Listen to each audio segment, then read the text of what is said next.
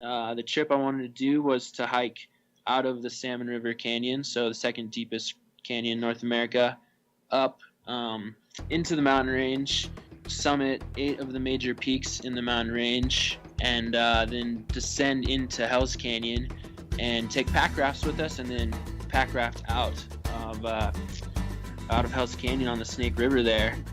Episode 298, a rerun of Sam Thackeray's Seven Devils Wilderness Thru Hike. You're listening to the Adventure Sports Podcast, brought to you by 180 Tack. We talk with adventurers from around the globe to bring you the inspiration and motivation you need to get started in the outdoors or to keep you moving if you're already there.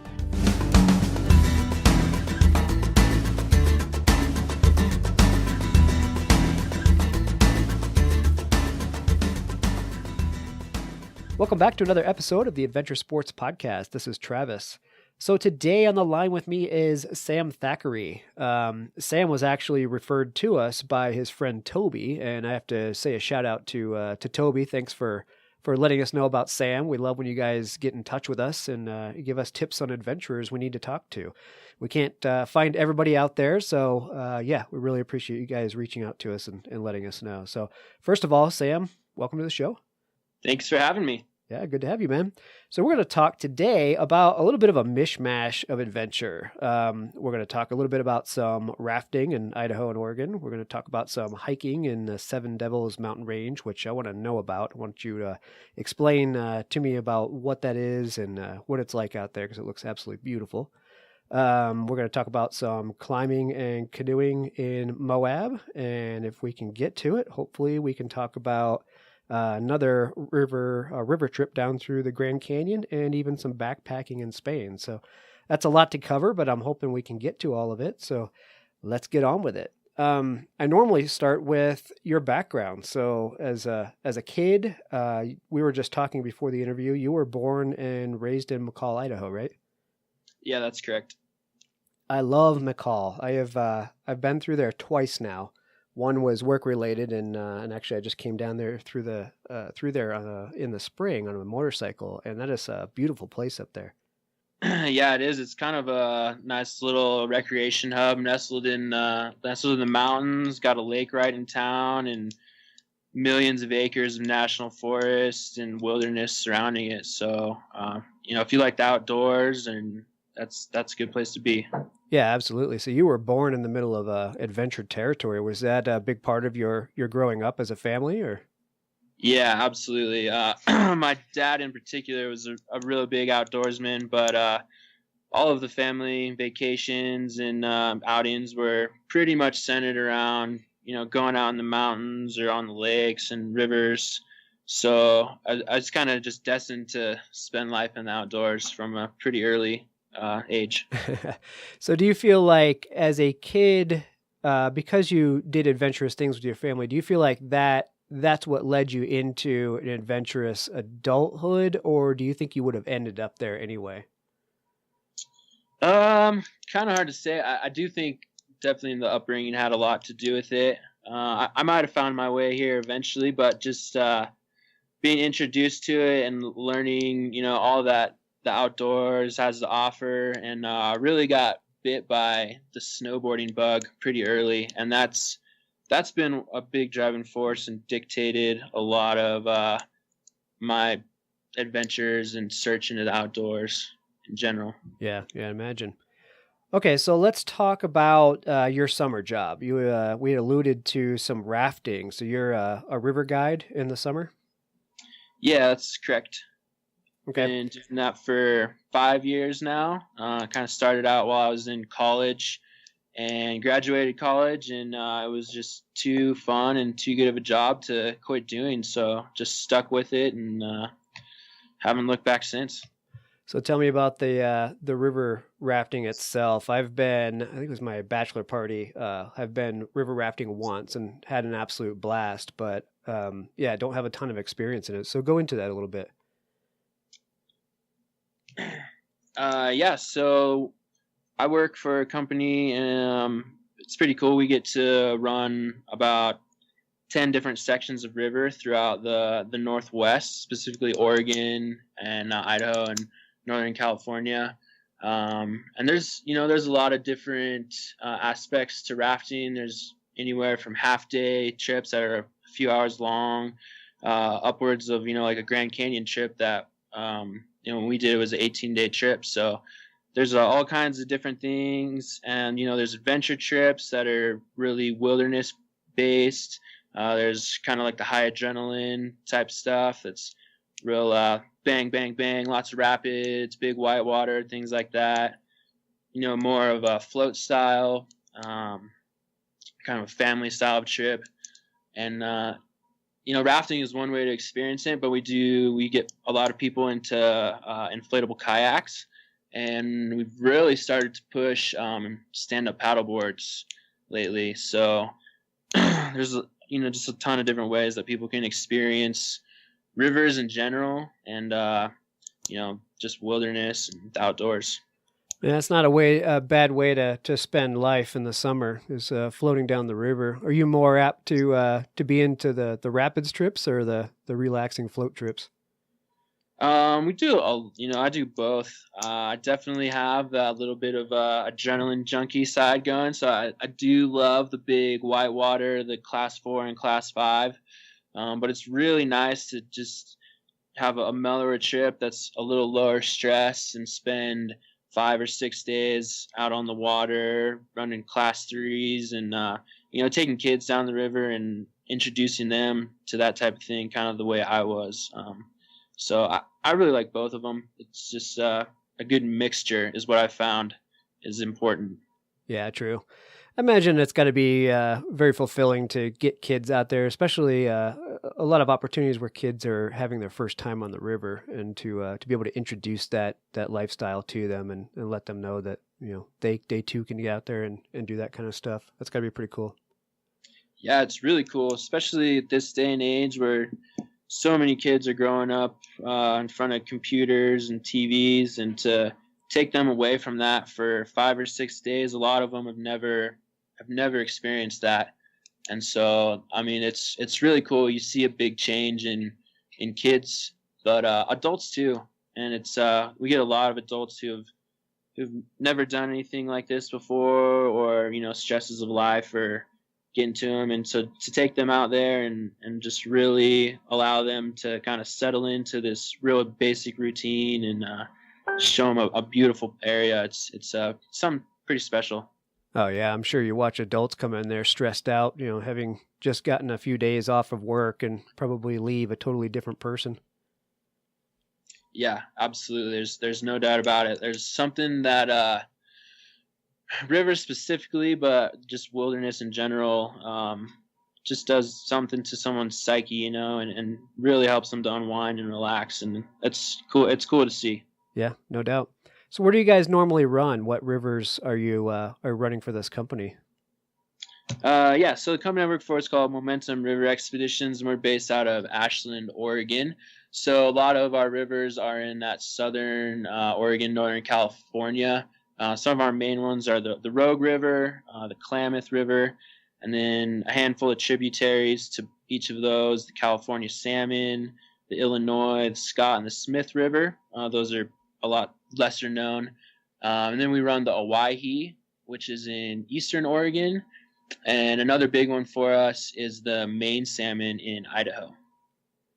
And so Ashland, I didn't realize that you were working out of there. That is a cool place. We were talking about McCall and being kind of a quaint yet adventurous area to live in. Ashland's the same way. It's kind of right up against the foothills, and what a beautiful little place that is. Yeah, I'd kind of stumbled onto it by accident, by getting introduced to this company while I was working in Idaho, and then had the opportunity to go down and work in Oregon. And I'd never been to Ashland, and it's definitely become quite the adventure hub, and it's got a pretty lively scene going on down there. Yeah, I'll bet. I was in there in Ashland probably, I would say it's got to be like 16, 17 years ago. My wife and I were driving up the coastline trying to find a new place to live. We were kind of getting tired of where we were, and thought maybe we'd just take a month-long road trip and go all the way up the coastline and check places out. And Ashland ended up being pretty much one of the top two places that we found that we were thinking about moving to. We didn't ultimately do it, but I would definitely be intrigued with getting back to that place. Yeah, it's got a lot to offer, from rivers and mountains. There's biking. There's actually a huge trail running community there. A lot of ultra runners. So if you're into the outdoors or looking to get into the outdoors, it's got something for just about anybody.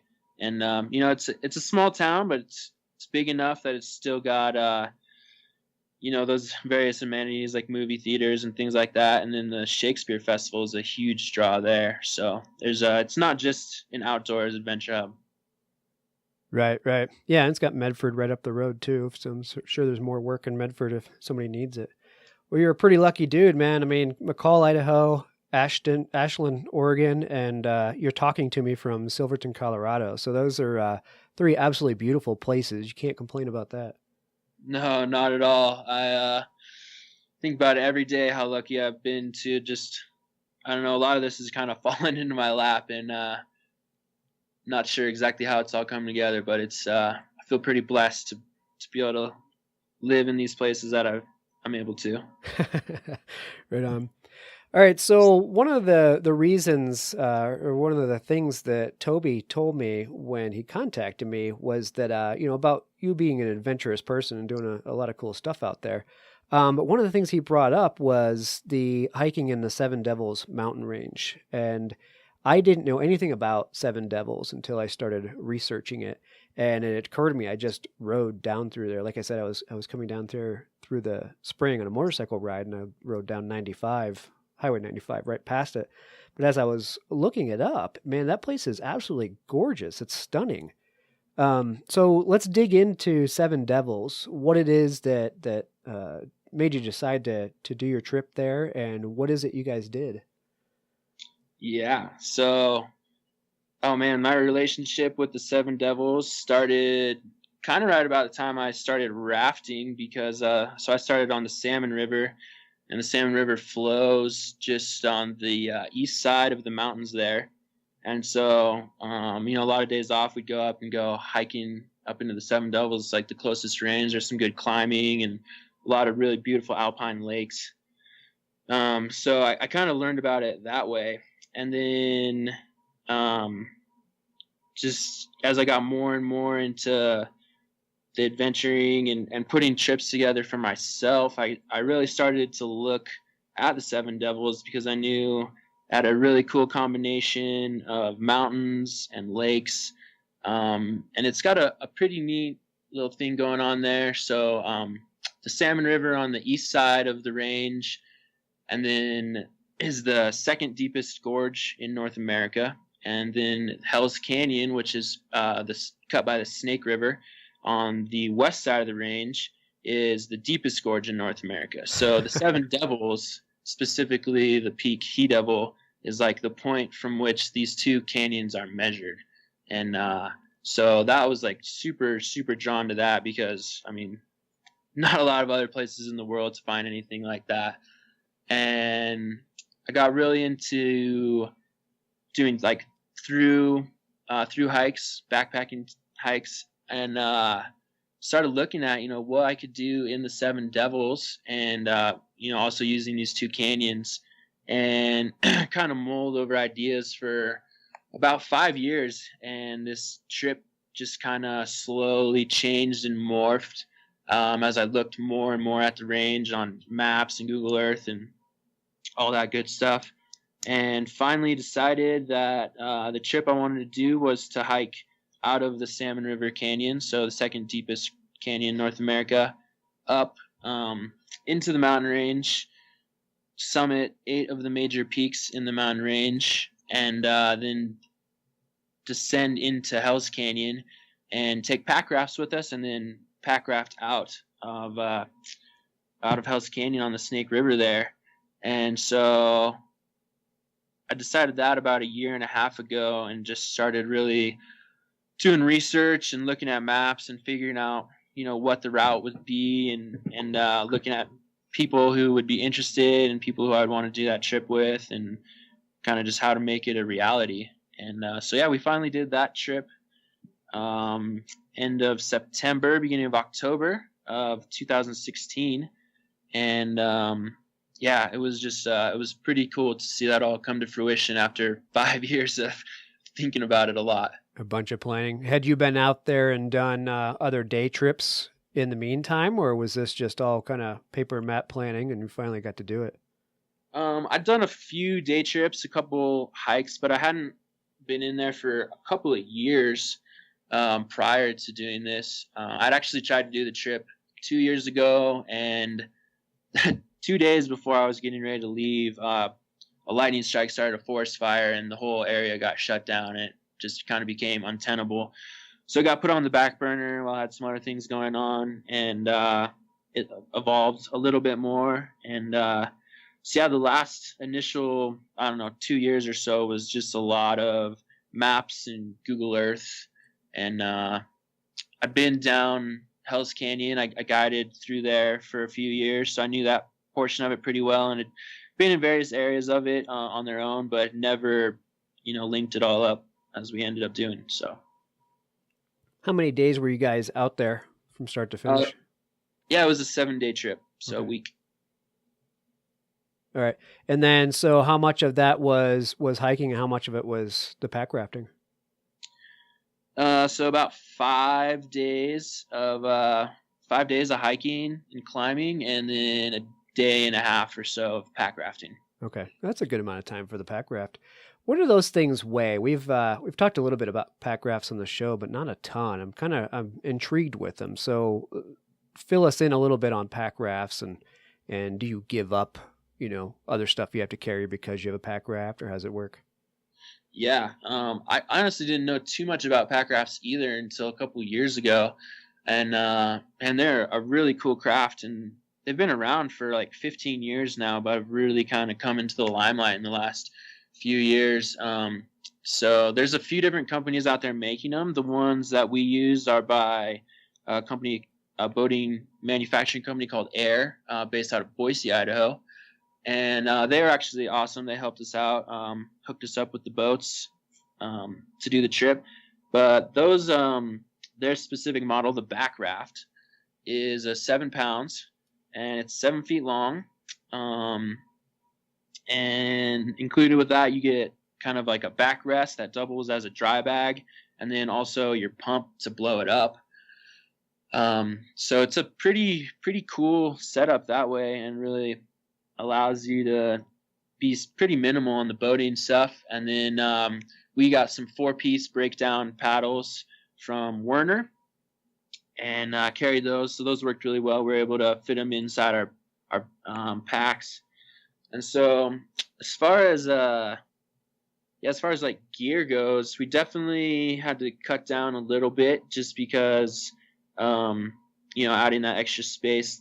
They're light, but they're a little bulky. So we went pretty minimal on all of our gear. Like, not a lot of extra clothes. Food was left a little bit to be desired.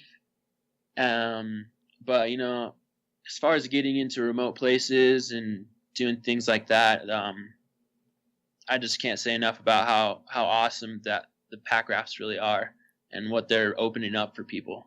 Really cool. Yeah, so you have to deal a little bit with the additional weight or loss of some things you might have brought with you in a normal pack, but the gains that you get out of it have to be awesome. Just to be able to hike up in there, and it's got to be quite a feeling to hike for 5 days, and then finally inflate this thing and float down the river. I mean, that's quite the reward. Yeah, it was really nice, because carrying that thing all that way, it started to feel like a little bit of your enemy, like it was just extra weight. But then when we blew them up and got them in the water, it was so worth it. And just to take a little bit of that pressure off our legs, which were feeling pretty worked from doing all that climbing and hiking, and then just the fun of the boating itself. It was really cool. Oh yeah, and you've already consumed 3/4 of your food by then too, so you've gotten even lighter. It's gonna make for a good float trip. Absolutely. And the pack rafts, you can definitely put some weight in them, but that's another thing you got to think about when you're planning and packing, is like, you got to be able to fit all this stuff on your boat, so you can't overload it too much. Even if you're an animal and can carry a 100-pound pack, like you might not have room or anything in the boat when it comes time to use it. So it's another little piece of logistics that comes into play. Yeah, it limits you, but in a good way. That's cool. Yeah, totally. So did I read correctly that you guys actually filmed this particular trip? Yeah, we did. Yep. That was kind of one of the later stages of the planning. I put some feelers out there to friends, and a friend of mine put me in contact with a guy. His name's Edwin Olding, who is a filmmaker, real up and coming, and he's working on a cool project called The Last Free River. So definitely we had like a lot of the same outlooks on trips and, just our opinions about wild places and whatnot. So we got in contact and kind of hit it off immediately. And so he came along and recorded the whole trip, and he's currently working on editing the film. We're thinking it'll probably be kind of a short film, 5 to 8 minutes or so. And so don't have too much of a time frame on that, but we'll hopefully won't be too much longer before we get that out and start circulating it. Right on. So is this going to be a YouTube film, or are you going to put it in venture film festivals, or what's the plan for it? Or you don't know yet? Both. I think we're gonna kind of waiting to see how it turns out, but the ultimate goal, if we like what comes from it, is definitely to put it in some film festivals and circulate it that way. And then, obviously the usual channels through social media and whatnot. But just thought it would be kind of a cool story to tell and a cool adventure that, as far as we're aware of, no one else has done anything quite like it. So we just wanted to share it, and having footage is kind of nice leverage to get sponsorship for those things too. Yeah, no doubt about it. It had to be a blast. So what is the Last Free River? What is the premise of the movie? The Last Free River that he was working on, it's about the Yellowstone River. There's currently some dams or one specific dam that's being proposed on the Yellowstone, and it's currently free flowing. But there's a dam. It's kind of stuck in litigation right now, as I understand it. But it was basically, the film was made to bring awareness to this dam that's being built and how that's going to affect this like huge ecosystem. The Yellowstone's a really large river. I'm not sure how big the watershed is, but it's one of the major rivers in the West for sure. And so him and some other guys did a trip. They did the entire length of the river and filmed it, and they talked with various people, farmers and recreationists and people involved with the hydroelectric world, and you name it, all aspects of it, to get just like a big overall picture of what's going on there, and then try and kind of bring like public awareness to the situation. Yeah, definitely. There aren't a lot of rivers, but there aren't a lot of like major rivers left that don't have big dams on them. So that aren't interrupted. Yeah, kind of a big deal there. Yeah. Now you said, so the footage that you guys did on your Seven Devils trip, that's not part of it. That's a separate film. Yeah, that's correct. Okay. The film that we're making is pretty sure we're going to call it 7 Days, Seven Devils, and that's just going to be kind of a short film about our exploits in the Seven Devils and Hell's Canyon. Right on. We'll have to keep an eye out for it. We were at Kurt and I were at the Boulder Outdoor Film Festival over the summer, and a lot of cool little films like that. They're a lot of fun to go see. So check it out. Yeah, it seems like there's becoming more and more like film festivals and local film festivals, and it's really cool to get to watch those and see what different people are putting out there, because there are a ton of people doing really cool stuff. Oh yeah, you talk about inspiration. Our show is all about inspiring people to go do these kind of things. And you go to one of these outdoor adventure film festivals, and you just walk out of there. It's like watching a Warren Miller film and want to go bomb down the mountain on a snowboard the next day and some powder. But you go watch these adventure film festivals, and you get all kinds of things. You get climbing and skiing, snowboarding, mountain biking, river rafting, everything. And you just walk out thinking, man, I want to do every single one of those. Which one can I start first? Yeah, absolutely. By now you certainly know who Bent Gate is. That's for a great reason. Bent Gate Mountaineering has been sponsoring the Adventure Sports Podcast almost from the beginning, and we really appreciate that. They've made it possible for all the great shows to continue coming your way. We want to say thanks by reminding you to go to them for your backcountry gear. If you live in Colorado, then just stop by their store in Golden. If not, go to bentgate.com. They have what you need, from the latest ultralight gear to the tried and true classics for climbing, hiking, and camping, like Arc'teryx, Hilleberg, Nemo, Western Mountaineering, and many more. Need advice? They have you covered there too. Their staff are passionate adventurers who can offer help from their own experiences. Bentgate also hosts lots of events and speakers. Check out their website to see the schedule and to see all of their products. Help take care of the Adventure Sports Podcast by getting your gear from Bentgate Mountaineering.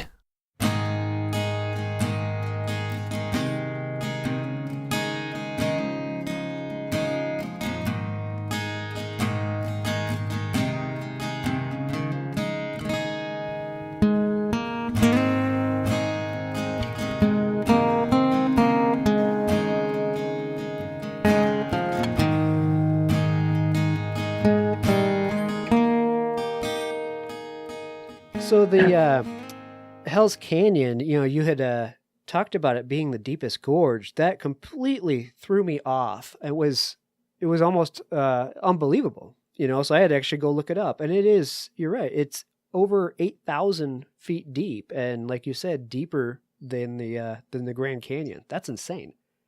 Yeah, I know, it's pretty mind blowing. The Grand Canyon's actually number 3, so you have those two canyons right there next to each other, and it's pretty wild. It's not nearly as dramatic as the Grand Canyon with those like just sheer straight cliff walls, but yeah, no doubt it's a big canyon. Okay, so I mean, obviously I bring that up because that's something that I think everybody needs to see. So let's talk about where Seven Devils is. I don't think we really quite laid out where people would find this. So we're talking western Idaho on the border of Oregon. Yeah, central western Idaho. Yeah, right on the border. The Snake River forms the border between Idaho and Oregon, and then the Seven Devils Mountains are just on the Idaho side, so the eastern side of the river there. And then, I mean, it's not the easiest place to get to. It's pretty remote. Your best options, if you're not driving, you'd fly into either Lewiston or Boise, and then you've got a few hours and several hundred miles of traveling on not bad roads, but certainly, windy roads and getting up there into the mountain range. There's some really nice overlooks. Windy Saddle is a pretty nice one and relatively easy to get to. You can't see the river from there, but it puts you right up in the mountains, and you can see some of the peaks. And then if you want the other end of it, a 3 or 4 or even 5-day rafting trip down the Snake River through Hell's Canyon is a pretty cool way to experience it as well. Yeah, I bet. When I was looking at some of the videos of Hell's Canyon, drone videos and whatnot, I realized there's a Hell's Canyon scenic drive along it, and of course that caught my attention because I'm always looking for good places to ride my adventure motorcycle, and I thought that's definitely one I got to put on the list. That's got to be a pretty cool ride.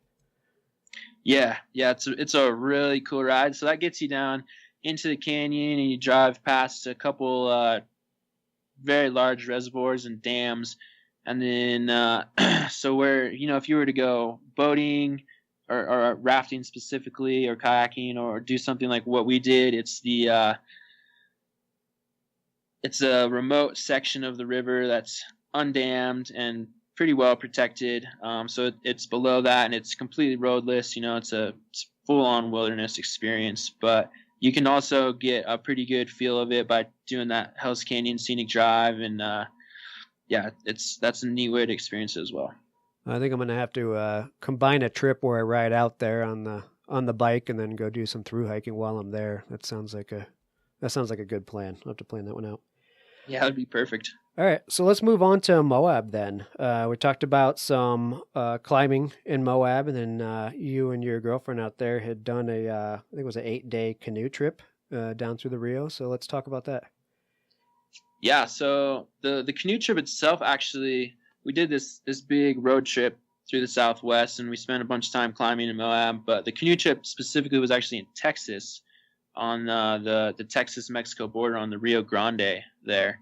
And so we went down and met up with a couple good friends of mine who are also guides in Idaho, and they do some guiding down there on the Rio Grande, and also some restoration work. And so Jeff, my buddy down there, he was out on actually a 20-day long canoe trip, doing a whole documentation of all the vegetation and specifically the riparian area of the Rio Grande there. And so we met up with him to do the Lower Canyon section, which is the final about 80 miles, and we did that in like seven days. So we kind of met him right at the tail end of his trip there. Well, that's funny. I was wondering how you guys had tied those two locations together. So it was just kind of this big circumnavigation. Yeah, totally. We both grew up in Idaho, and we're super into the outdoors and looking to adventure. And we hadn't really spent much time in the Southwest, and we'd gotten a couple of friends down there in the last few years. And so we thought, hey, my rafting season ended and things were kind of winding down for her at work. So we took off for 2 months and just, kind of slowly made our way south, ending, in Texas right there on the border for Thanksgiving. It was pretty cool. Nice. So in Moab itself, you guys were doing a bunch of rock climbing. Is that why you're out there? Yeah. We spent 2 weeks in Moab, just camped out various places. I mean, for anyone who's been there, it's a huge rock climbing destination, and we'd both do a bit of climbing, and so we wanted to get down there and check that out because it's just such a world-renowned spot for it. We went down and camped out, and I mean, the amount of climbing down there it would take you a lifetime to do all of it. So I think we really just scratched the surface, and it was real fun to just kind of focus on one thing for a little while there. Right. Yeah, I think anything you do in Moab is just scratching the surface. You go like Utah, it's a big mecca for rock climbing. You just drive along the roads, and that's all you see is chalk marks up the side of the cliffs. Yeah, it's pretty wild how many routes there are. Like the one area specifically, Wall Street. I mean, it's right there on the road. You're almost kind of worried about like falling and getting hit by cars. That's what I was picturing. Yeah, when I was talking about it. And I mean, there's that kind of stuff. It's almost like a gym atmosphere there. There's just tons of people and great rock climbers, and everyone's just awesome energy, and everyone's feeding off each other. And then there's also a lot of things you see, like these big towers that are multi-pitch trad climbs that you have to hike quite a ways to get to. So there's that stuff right on the road, and there's stuff you got to hike miles to get to, and everything in between. It's a little something for everyone. Not to mention the world-class mountain biking and a lot of jeeping and like ATV off-road type stuff as well. Oh yeah. I was out there for a week on my mountain bike this past fall, I guess October it was, and I was really, I've been to Moab quite a few times doing various adventure sports, but the place is booming, man. I mean, it is growing so fast. And even October, I was kind of thought, spring is kind of prime season. It slows a little bit in the heat of the summer. It picks up again after summer. But even mid-October, it was really hard to even find camping. I had to go out on the BLM land, away from the trails for a while, for a couple of days until it started to clear out. I'm just blown away at how much it's building up. Yeah, I haven't spent very much time there, but that was totally my experience too. It was like, especially on the weekend, pretty, like you're saying, hard to find camping, and it's just lively with people of all different, doing all kinds of different things. So they're doing something right. Yeah, no doubt about that. Might have a little bit to do with their surroundings. Yeah, I think it probably has everything to do with their surroundings. Yep.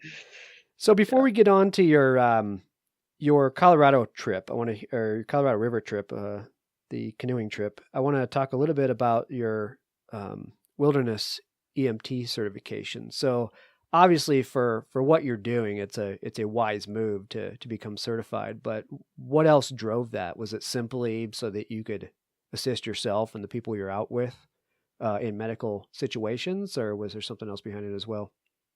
Yeah, that was probably the main driving force behind it. It was definitely just trying to be as prepared as I possibly can to, help those people I'm out there with, because I do spend a lot of time in really remote places. So I really wanted to kind of step up my level there. I've been a wilderness first responder for quite a while, which is a really good course and really good certification, but I was kind of ready to take it to the next level. And then kind of the other driving force, I've been involved in a few different search and rescue and wilderness medical type things. And I found that I really enjoyed that, being that kind of first responder out there on the scene to help these people who are in a real bad way. And feels pretty good to get someone out of there after they've been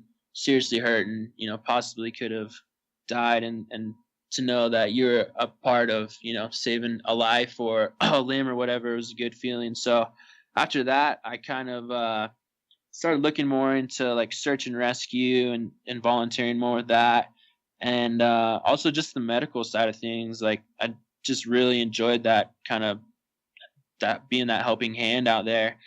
And it's also just a little bit of something kind of to diversify the resume.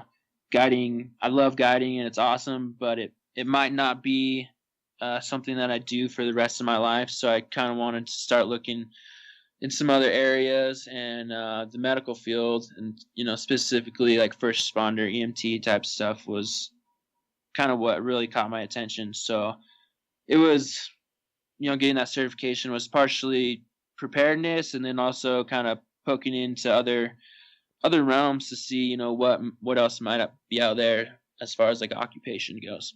Yeah, that's why I asked. I had a feeling it wasn't simply self-serving or just helping people that you're out with, and it might have something to do with a career move. I mean, for somebody that enjoys this kind of stuff, I mean, being a wilderness EMT first responder is a pretty cool job, I would think. It gets you out there in the place you love, but you're able to help people and hey, earn a living while you're at it, right? Yeah, absolutely. I think it's kind of the best of both worlds. If you have that type of personality, I don't know, there's not a lot of other ways you can go with that. So yeah, it's pretty cool. Yep, absolutely. All right, so let's talk about the 18-day canoe trip on the Colorado River down through the Grand Canyon. What sparked this desire to put this trip together?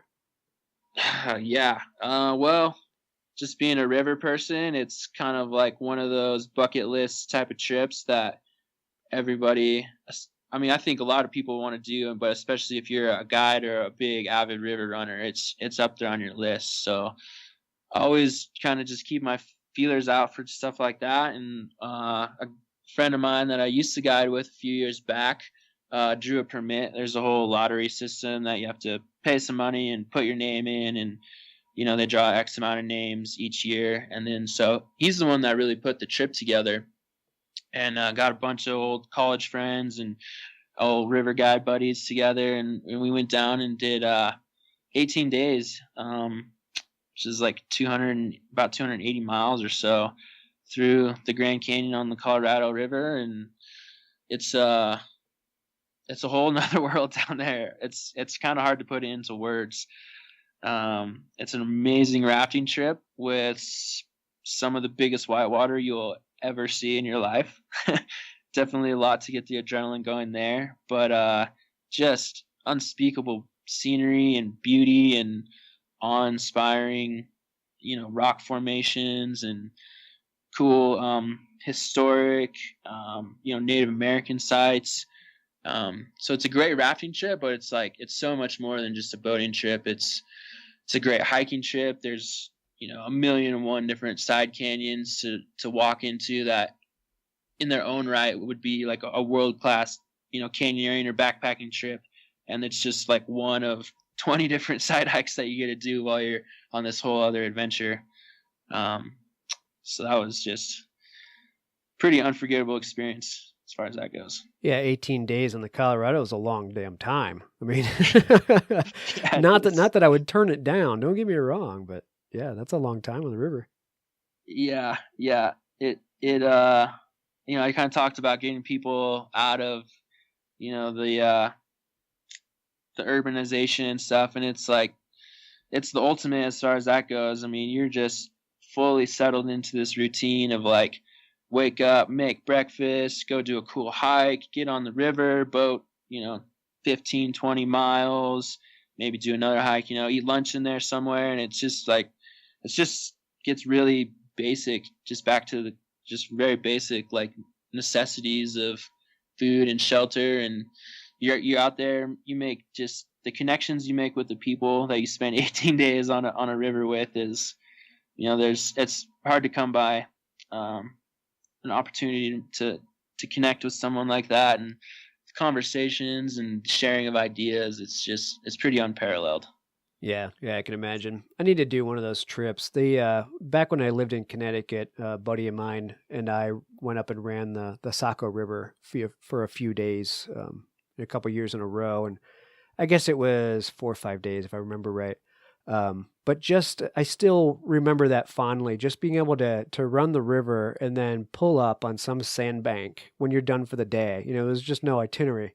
We just decided to pull up on a sandbank and make camp there. And it was just it was probably the most relaxed I've ever been in my life in that environment, just no real plan other than to get to the destination at down the river, and just to be able to pull up and make camp and chill out was awesome.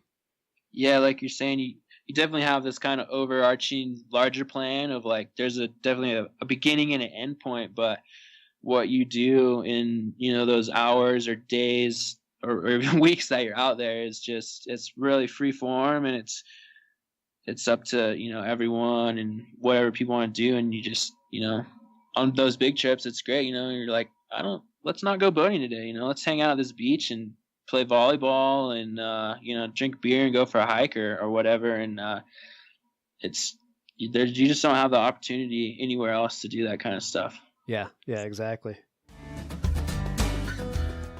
Hey all, it's Travis. Kurt and I are taking some time off this week from creating new shows, so we have a couple of reruns for you. I hope you guys are out having a blast, and about the time you're listening to this, we might actually be standing out looking at the eclipse, so pretty cool. Anyway, have fun, enjoy, and consider going over to our Patreon account and becoming a sponsor of the show. We will show our gratitude by giving our dogs pets, and you can get some stickers there, and you might even get a free membership to our members site. So check it out, guys. Patreon.com/AdventureSportsPodcast. The 180 Flame is the ideal alternative to bulky and fragile gas-burning camp stoves. The 180 Flame utilizes fewer parts with minimal weight and maximized reliability. The locking tab and slot design means there are no hinges, welds, or rivets to fail you in the field. Cook your food and boil water quickly using only small amounts of natural fuels including twigs, grass, pine cones, and leaves. Weighing just 6.4 ounces, the 180 Flame is the ideal alternative to a backpacking stove. You can find your new flame at 180tac.com or a retailer near you. 180 Flame. Think big, pack small.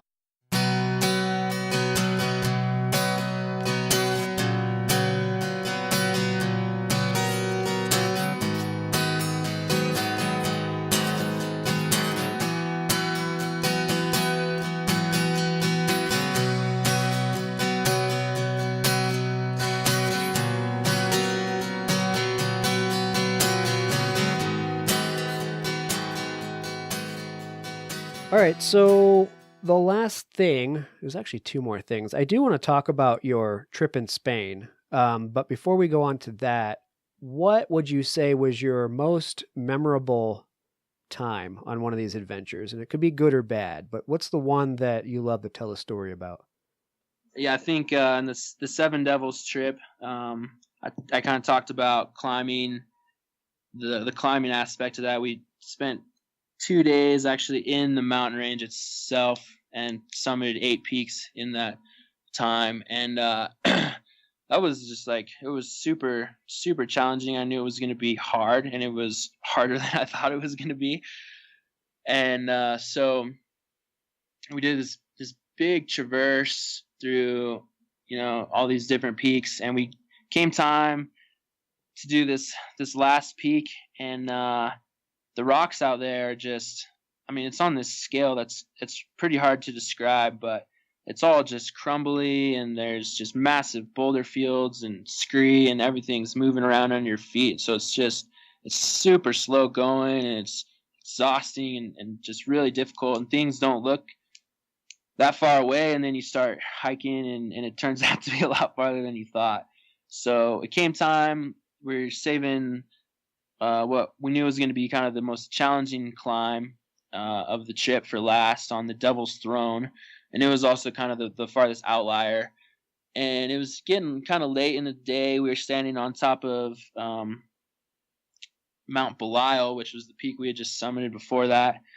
And we were looking off to the south, and there was definitely some storm clouds and, obvious thunderhead, and we could see rain. And it was this big decision time of like, well, this is our last peak that we're trying to do, and it's a big part of the trip that we're trying to do. So, there was a lot of motivation to get it done, but it was like 3 p.m, and, it was going to be a mile-long traverse across pretty much razor-sharp ridges, and then through these big scree fields where you take one step and you slide 2 steps backwards and that kind of deal. So we knew it was going to take quite a while, and I think this will probably be in the film, but we had a little discussion standing on top of Mount Belial about whether or not it was like a good idea or a smart thing to do. And Brianna, my girlfriend, was feeling pretty tired, and she was questioning whether or not she could do it. So, we had a discussion and decided that she was gonna hang out there, and Edwin and myself, he's the filmer, we're gonna just try and move real quick and get it done. And so, I mean, we dang near ran over there, and feeling it by the time we got there. And we get to the base of this climb, and as far as like technical rock climbing goes, it's not anything crazy, but we didn't bring any protection. We didn't have ropes or anything, and this is low 5th class climbing, so it's the type of stuff that you would go to any crag or rock wall or gym or whatever, and people would be roping up to do it. So we started climbing up it, and it was good, pretty easy climbing, but it was certainly no fall scenario, and we kind of worked our way up through this chimney system, and the rocks are they're really crumbly, so you got to be real careful about what you're stepping on, what you're grabbing onto.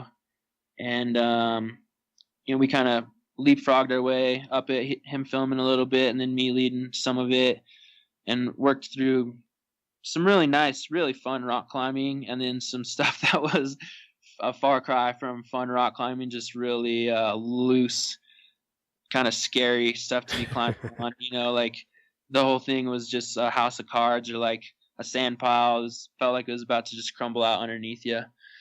And man, we got to the summit of that mountain, and it was a really rewarding feeling. I was bummed that Brianna couldn't make it because she'd done the other 7 peaks, but for him and I to stand up there and just know like how far we had come and how much work we had put into it, it was a really good feeling.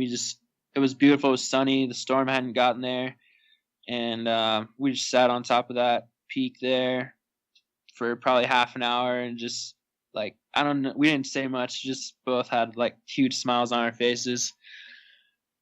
That was one of my favorite moments of that trip for sure. And then the last 2 years, basically, we made it back and met up with Brianna and spent the next 2 hours making our way down to camp. And it ended up being like an 11-hour day, and we got to camp in the dark, spent the last hour and a half hiking in the dark. So that just kind of made it all the much sweeter. It was just so challenging, and then to have done it and know that all that was behind us, it was like a really rewarding feeling, especially for me after having like put a lot of time and energy into planning planning the trip and to get through all of that it was good.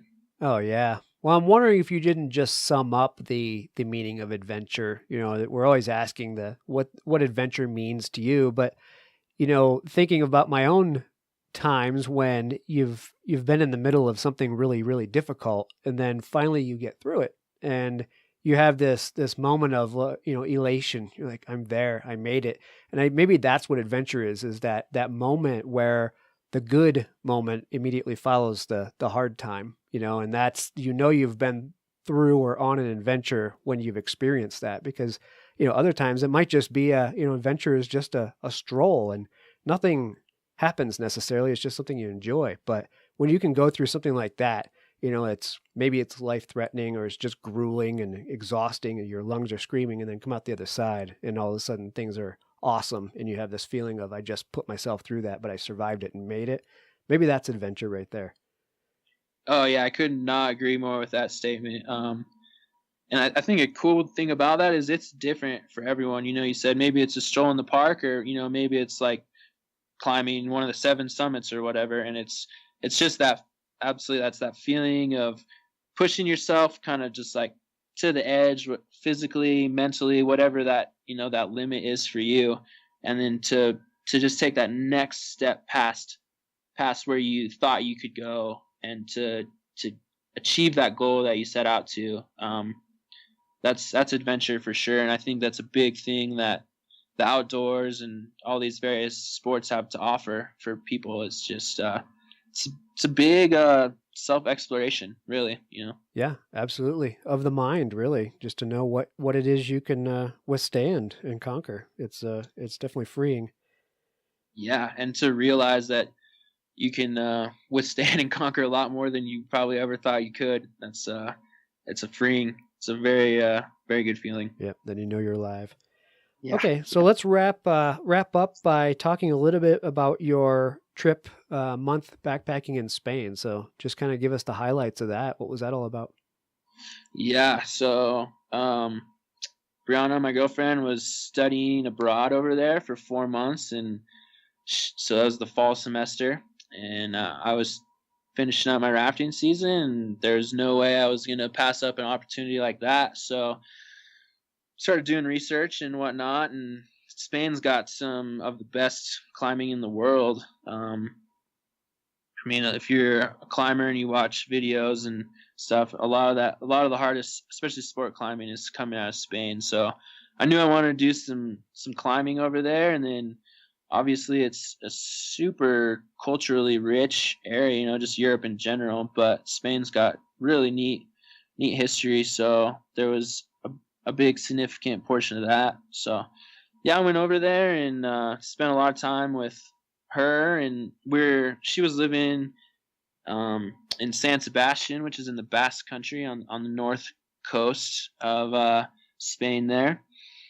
And so I spent a lot of time just wandering that city. Right before I had gotten there, it had been chosen to be the cultural center of Europe. So they were doing a lot of really cool cultural things. There's just a huge amount of history, awesome cathedrals and museums, and you name it. It's right on the ocean, so there's surfing and things like that. So I spent a good portion of my time over there just wandering around that city and seeing everything it has to offer. And then I met up with a guy who I'd met on a climbing forum, and jumped a couple buses and did a little hitchhiking to get out into the Basque countryside, and went and spent a few days climbing with him, and that was super cool. Not any sort of like crazy climbing by any means, but just to experience that on the other side of the world with someone I never met was pretty fun. Oh yeah, definitely. Yeah, it was something else. And then Brianna had a couple breaks in her school, so we made our way out to the Pyrenees mountains, which are right on the border of France and Spain there, and did a little bit of research, but not a lot. We knew this town called Jaca was kind of a adventure hub, and so we basically just kind of went there like let's go camping and backpacking, but not really having an idea of where we would go or what really laid ahead. And got into town, we're able to get some information and some maps from like the tourist info department there, I guess. And, hopped a few more buses, and her Spanish got pretty good, but mine is pretty rough. So, traveling and hitchhiking and stuff was just an adventure in and of itself. It makes it more so. Yeah, absolutely. So yeah, we hopped some buses and just basically got dropped off on like the side of the road at this trailhead and walked up to this really neat lake called Ibon de Ypres, which is high up in the Pyrenees. If I remember correctly, it's like 9,000 or maybe 10,000 feet. It's just this beautiful cirque. It's surrounded by mountains, really nice, rocky, and this was in the fall, so there was a little bit of snow and temperatures were a little chilly for sure, but it was a great trip, nice and sunny. We went back to San Sebastian and did a few other things and made our way back to the Pyrenees again, but this time it was later and it had been raining a bunch, which meant snow up in the mountains, and it was raining cats and dogs, and we got farther up into the mountains, and there's this small town called Confrenc Estacion, and not a whole lot going on there, but it's kind of close to a ski resort, but it wasn't ski time. It was basically the shoulder season, so most of the businesses were shut down, the hostels were closed, and it was raining hard. And so we went to the tourist info there and told them what our plans was. We were looking for maps and we wanted to go hiking, and they basically told us that they wouldn't give us any information. They told us we couldn't do it, that it was it was a stupid idea and that it wasn't going to happen. And because of the weather, or what was it? Yeah, because of the weather. I mean, it was like I think it was like -4 Celsius, so below freezing for sure, and there's a lot of snow, and we both spent a bunch of time and felt comfortable in that environment, but these people, they didn't know us or our history, and right. Our Spanish wasn't really good enough to convey that. Eventually, we were able to get some good info, and this awesome local, he knew the owner of the hostel in town, which was closed, but he called him, and they put us up there for a night. We actually ended up spending Thanksgiving there, drinking wine and eating top ramen.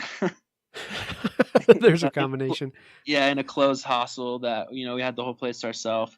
And the next morning, caught a bus up into the snow and walked through the parking lot of this ski resort out to where we thought this trailhead was at. And we found it, and we went out there and hiked through the mountains and went up to this little lake. And there's, I don't know, probably a foot of snow on the ground. And it was chilly, but we were well prepared and saw a bunch of ibex, and it was kind of another one of those times where people are like, "Oh, you can't do this," and then to do it and do it well, it was really, really fun. Oh yeah, it sounds like you had the whole place to yourselves at that point.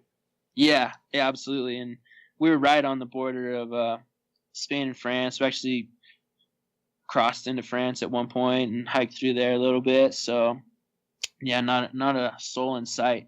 It was special, and really drove home the point to me. I spent a lot of time in the mountains, and that's a place I really consider to kind of be home in a way.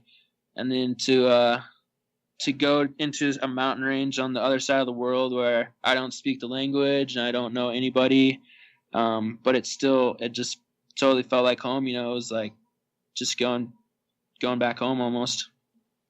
Yeah, it's funny how that works. Transplant yourself halfway across the world, and you feel at home because you're out in the wilderness. That's pretty cool. Yeah.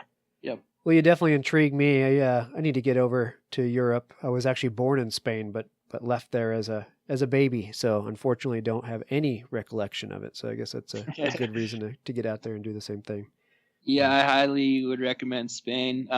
It was not something that was on my radar previous to her going to school there, and I'm so glad that she did, and I was able to go over and experience it, because it's an amazing place. Very, very cool. I'd recommend it to anybody. All right. Good deal.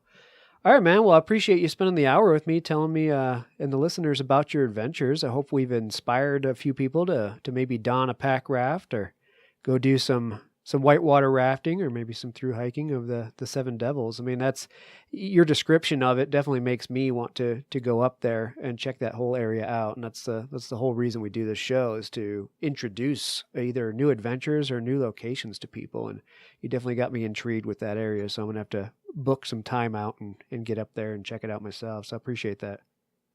Yeah. Thanks a ton for having me. And, a big part of why I love guiding, like I talked about, is just sharing these places with other people and getting them out. So if this can be another forum to do that, man, I can't be more happy with it. Yeah, that's the whole point of it, right? Put down your phone, put down your tablet, and get out there and experience some of this. So I'm all for it. So, all right, Sam.